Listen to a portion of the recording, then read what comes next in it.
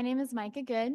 These are my colleagues Gallaher and Brandon Fickling, and we worked on a radio intervention program, and we assessed the qualitative effects of a radio intervention to reduce mental health stigma in rural Uganda.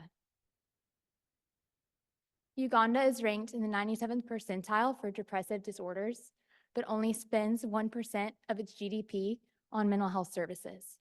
While a great deal of global resources has been put towards TB, malaria, and AIDS, not the same attention has been put towards mental health. We worked in the Biende district, which is an extremely rural area of Uganda, where most people live over 5 kilometers from a health facility, and there's a 1 to 19,000 physician to population ratio. The World Health Organization estimates that 90% of people within Uganda have a mental illness but never seek treatment. So one of the main goals of our project was to increase health-seeking behavior. We took a previously done study that was in Tanzania that looked at a radio drama that increased effectiveness and decreased stigma towards HIV and AIDS, and we used this as a model to make our radio drama. We used a previously done theatrical production that reduced mental health stigma by showing a man with psychosis, traveling, receiving treatment, and then reintegrating into society, and then converted this to radio. This is because 78% of Ugandans have access to radio, but only 34% have access to TV, and less than 13% have access to internet. Therefore, by converting this to a radio drama, we increased adaptability and the range of people we reached. So we had a 45-minute radio intervention that we played for 2 focus groups and then did 17 in-depth interviews with individuals. This allowed us to gauge personal and group responses. And we had 1 exposure and 1 without, with the criteria being 18 years of age and able to provide consent. We then took each transcript and translated it with a Ugandan fellow. So there was an American and Ugandan fellow on each project, and we found recurring themes. We then mapped these themes into a framework analysis and put it into descriptive codes to turn our qualitative data into quantitative effectiveness. Through the framework method, we were able to identify 4 major themes, which were education and awareness, enthusiasm for the radio program, treatability of mental illness, and social acceptance. Our quotes or quotes were translated by a Ugandan fellow, as well with assistance from an American fellow.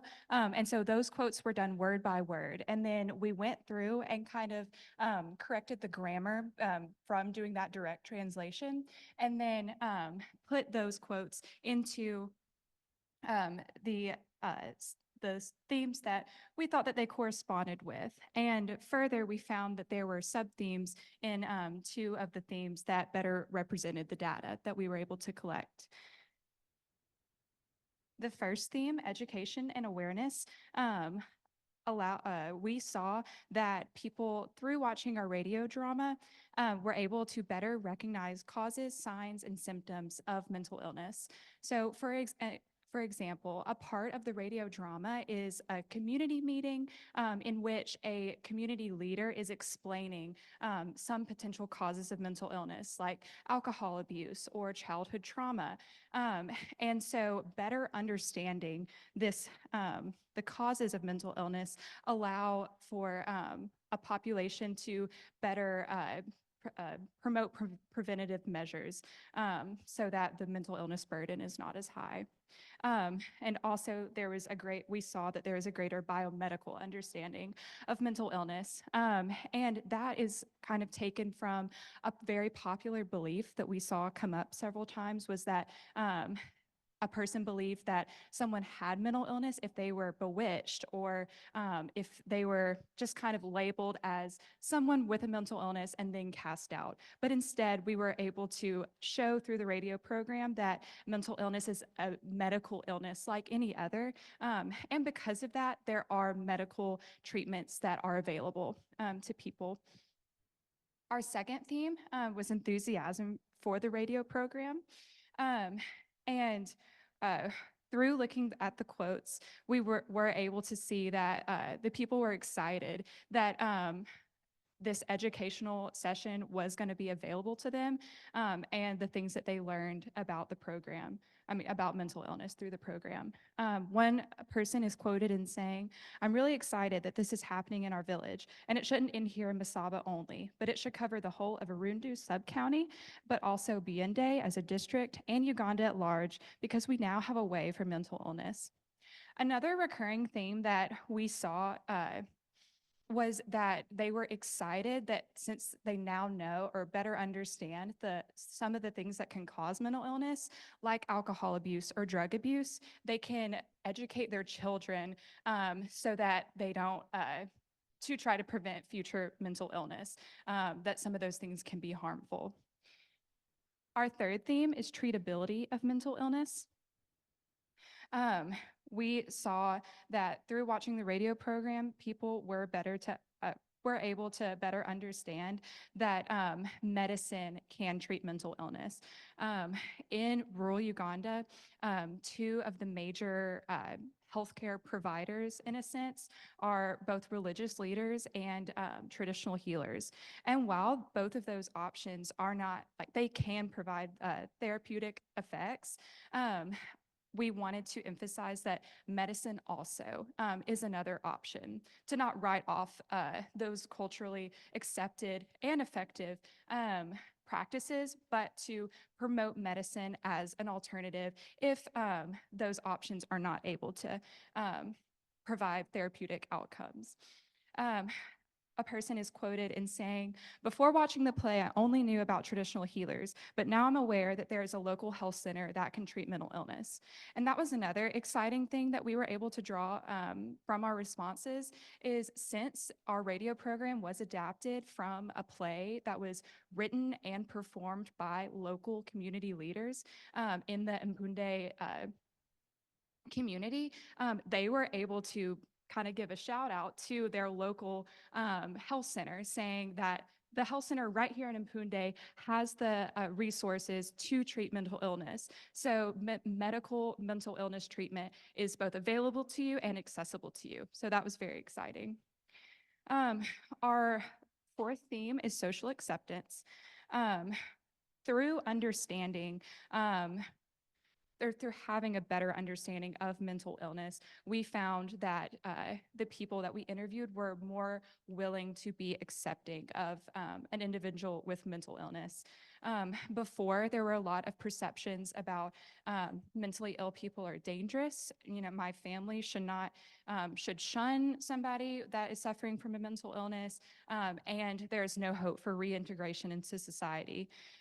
But we were able to hear that there was both promotion of community and family support for those with mental illness, more respect for people with mental illness, as well as people believing that somebody suffering from a mental illness could be reintegrated into society, and in fact can get better. And we emphasize medicine as an opportunity to treat and heal somebody with mental illness.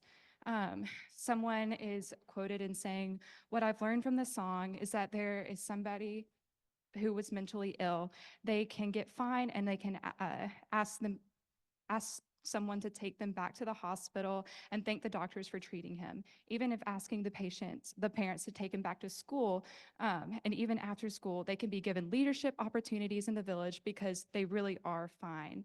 And this was depicted with the story of a young boy who is suffering from psychosis, and he was able to receive mental illness treatment from the local health center. And then after treatment, he was able to get better and then go back to school and lead a normal life. So, so in conclusions, this is a qualitative study identifying or evaluating a radio program intervention to assess stigma towards mental illness. And through this study, we identified that individuals exposed to the intervention voiced greater understanding of causes of mental illness, greater awareness of biomedical treatment options, and a greater acceptance of individuals with mental illness. Stigma towards mental illness impedes diagnosis, treatment, and access to care. However, this study gave us greater insight into perspectives and also provided us promising results in reducing stigma towards mental illness, as well as increasing healthcare seeking behavior. And so this study's results elicit very promising ways of improving mental health outcomes in rural and low resource settings. And future research should look into broadening the scope of this intervention, looking at the applicability of larger audiences, and further research has begun in further quantifying this the outcomes of this sort of intervention to further assess how stigma is reduced. Thank you. Does anybody have any questions?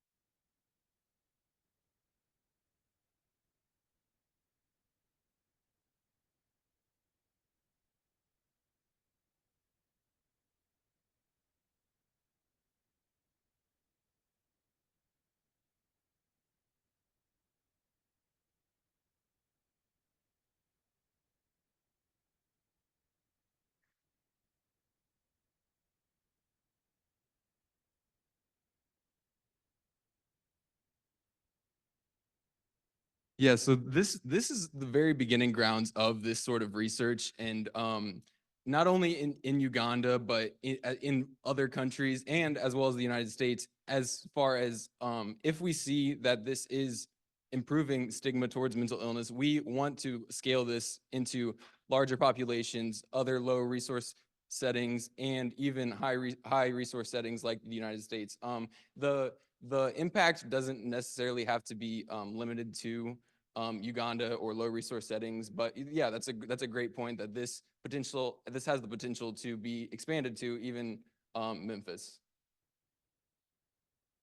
Yeah, I was just going to say, because I think we were able to see that, using for the people of Mpunde, it was radio, but for the people of Memphis, that'd be something different. But some sort of, whether it be a TikTok or, something with social media, but something that's both captivating, interesting, and informative to be able to better educate people about signs, symptoms, causes of mental illness, and what the opportunities are to treat.